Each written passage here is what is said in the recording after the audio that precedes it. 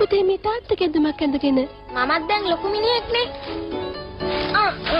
ඇත්තද?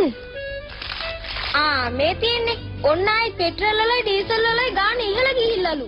මං දන්නවා පුතා ලොකු වෙන ගොඩක් ආසාවෙන් ඉන්නේ කියලා.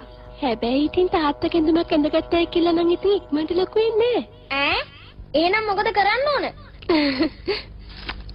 ඔයාට දැන් මොකද තේරෙන්නේ පුතේ? ඔයා තාම මගේ චූටි පැටියනේ. දැන් කැම කන්න. මොකද වැඩේ සාර්ථකද? කිසිම සාර්ථකත්වයක් නැහැ. හරියන්නේ නැහැ. මම කියන්නද? අපි ගිහිල්ලා විල්සන් මාමගෙන් අහමු මොකද කරන්න ඕන කියලා.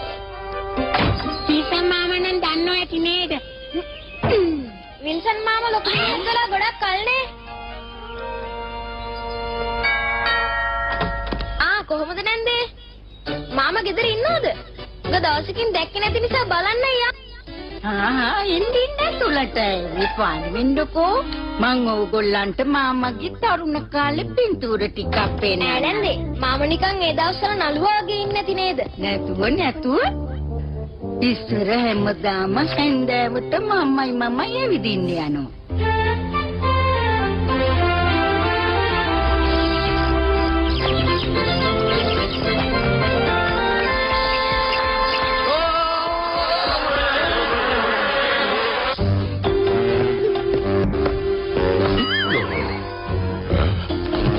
අර යෝධයා ඇවිල්ලා මොකටද දන්නේ? කොහොනේ? ඇයි මොකද? පොඩ්ඩක් ඉන්න පුතේ බත රොස්සෙනා වගේ සුවඳක් එනවා මංගෙන් පොඩ්ඩක් බලලා එන්න. පව් වැඩේ යන්නේ වින්සන් මාමට බත් කන්න වෙන්නේ නෑ රොස්සුනොත් එහෙම. ඕකේ අමුතුවෙන් රොස් වෙන්න දෙයක් නෑ පොඩ්ඩ. ඕක හැමදාම රොස් වෙලා. බලන් ඉඳලා බෑ. අපි යන්. වින්සන් මාමේ